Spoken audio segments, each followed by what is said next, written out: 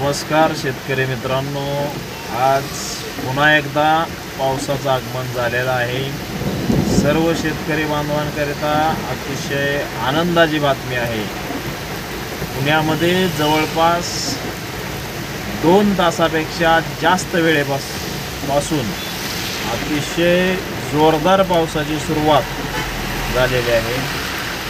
अगदी गेल्या वर्षीच्या तुलनेनं जेवढा पूर्ण वर्षामध्ये पाऊस झाला नाही त्यापेक्षा जास्त पाऊस हा या 2 तासामध्ये पडलेला आहे। जवळपास 2 तासापेक्षा जास्त वेळ झालेला आहे पावसाचा। अतिशय सगळीकडे पाणी झालेलं आहे आणि अजूनही पाऊस बराच वेळ राहील असं दिसतंय, कारण का वाऱ्याचा अजिबात कुठं दिसत नाही आहे वारं, त्यामुळं शांततेत पाऊस पडत आहे।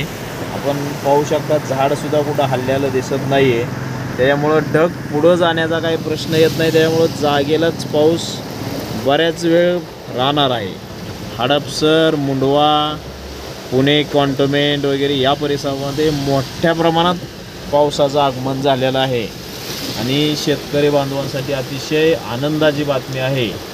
तरी या वर्षीची सुरुवात चांगली झाली आहे असं म्हणायला काय हरकत नाही। आता शेतकरी बांधवांनी आपल्या पावसाची सुरुवात झाल्यानंतर जे काही काळजी घ्यायची असते किंवा आपल्या शेतामध्ये आपण आता जवळपास 4 महिने 6 महिन्यापासून आपले मोटर पंप बंद आहेत। काही ठिकाणी पावसाचं आगमन झालेलं आहे, काही ठिकाणी पाऊस येईल आता किंवा येणार आहे, तर आपण काही थोडीशी दक्षता घ्यायला हवी असती। बऱ्याच वेळा काय झालेलं असतं की आपल्या ज्या मोटर्स असतात किंवा ज्या विद्युत प्रवाह केबल असतात त्या केबलला जॉईंट वगैरे आपण दिलेले असतात, ते जॉईंट आपण परत एकदा कट करून सुरक्षित करून घ्यायचे आहेत, जेणेकरून या पावसामध्ये भिजल्यानंतर शॉर्ट सर्किट होणार नाही किंवा पाणी साठून त्यामधून विद्युत प्रवाह इतरत्र पसरून दगाधोका होण्याची शक्यता येणार नाही।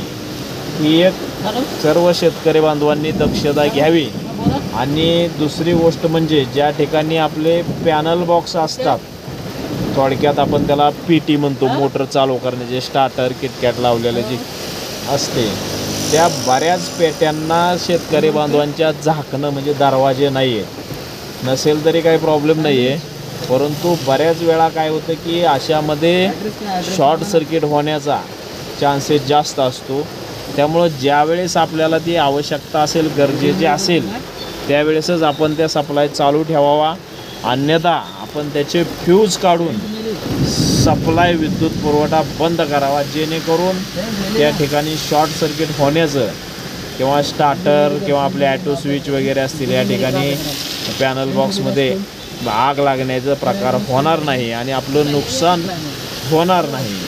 किंवा बऱ्याच वेळा आपण पाहिलं असेल की आपल्या पॅनल बॉक्समध्ये उंदीर, साप किंवा पाली असं जाऊनसुद्धा शॉर्ट सर्किट होतं। याचं कारण असं आहे की पाऊस पडल्याच्या नंतर जे काय जमिनीत राहणारे प्राणी असतात यांच्या बिळामध्ये पाणी गेल्यानंतर हे आडोशाच्या आशेनं वर जातात आणि ते आपल्या पॅनल बॉक्समध्ये जातात, त्यामुळं त्या ठिकाणी शॉर्ट सर्किट होत असते। बऱ्याच वेळा आपण या अगोदरसुद्धा पाहिलं असेल की पॅनल बॉक्समध्ये साप असण्याचा सुद्धा बराच प्रकार निदर्शनास आलेला आहे किंवा त्या ठिकाणी शॉर्ट सर्किट होऊन शेतकरी बांधवांचं नुकसान झालेलं आहे।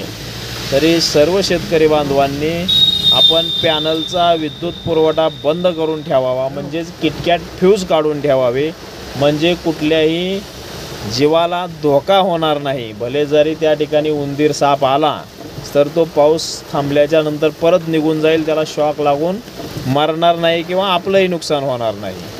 आणि दुसरी गोष्ट म्हणजे बऱ्याच वेळा आपल्या शेतामध्ये जे पाईप असतात, PVC पाईप असतील, SDP पाईप असतील किंवा ज्या काय अशा वस्तू असतात त्या आपण जमिनीवर टाकलेल्या असतात, तर अशा वेळेस काय होतं, हे सरपटणारे प्राणी जे आहेत किंवा जमिनीमध्ये राहणारे यांना काय वाटतं की ते जमिनीमध्ये असलेलं होल म्हणजे बीळ आहे किंवा घर आहे याच्या आश्रयाकरिता ते त्यामध्ये जाऊन बसलेले असतात.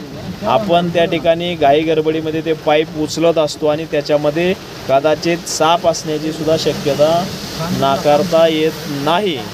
ही एक शेतकरी बांधवांनी खबरदारी म्हणून जे काय आपले पाईप वगैरे असतील ते आडवे ठेवण्याऐवजी उभे ठेवण्याचा प्रयत्न करावा. झाडाला वगैरे लटकवून ते उभे करून ठेवण्याचा प्रयत्न करावा.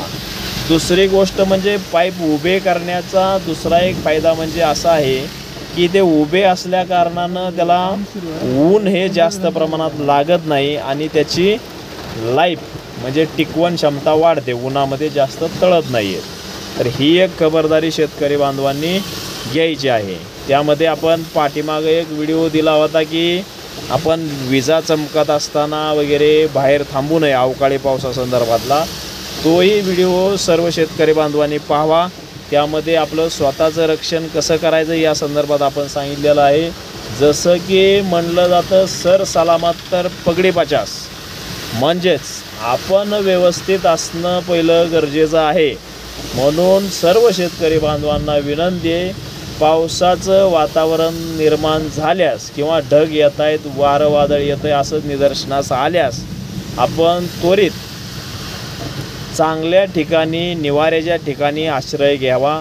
कधीही मोठ्या झाडाचा आश्रय घेऊ नये. वाऱ्या वादळानं फांद्या मोडण्याचा किंवा विजा पडण्याची शक्यता जास्त असते. कारण ज्या ठिकाणी मोठी झाडं असतील, पाण्याचा साठा असेल, विहीर असेल, शेततळ असेल, या ठिकाणी ग्राउंड रेजिस्टन्स कमी असतो आणि त्या ठिकाणी वीज हे आकाशातली आकर्षली जाते. तर आपले जनावरं हे विहिरीच्या जवळपास, शेततळ्याच्या जवळपास किंवा झाडाखाली बांधू नये. निवाऱ्याला गोठ्यामध्ये बांधावीत. कारण याचा फायदा विजेपासूनही होईलच होईल, परंतु जे काय उन्हामध्ये जनावर असल्या कारणानं 4 महिन्यापासून त्यांच्या बॉडीमध्ये जे रेजिस्टन्स तयार झालेला असतो किंवा बॉडी इम्युनिटी तयार झालेली असते ते डायरेक्ट याच्यामध्ये आता पावसात भिजल्यामध्ये पावसाची तेवढी कन्वर्ट होण्यास वेळ लागतो किंवा प्रतिकार करण्यास वेळ लागतो. तर शेतकरी बांधवांनी आपलं जनावरही आजार पडण्याचं प्रमाण वाढत आहे. त्यामुळं जनावरांनासुद्धा सुरक्षित ठिकाणी ठेवावं. आता आपण व्हिडिओ फार मोठा होत आहे. याच्या पुढच्या भागामध्ये व्हिडिओच्या आपण बियाणे पेरणी संदर्भातला व्हिडिओ देणार आहेत. धन्यवाद.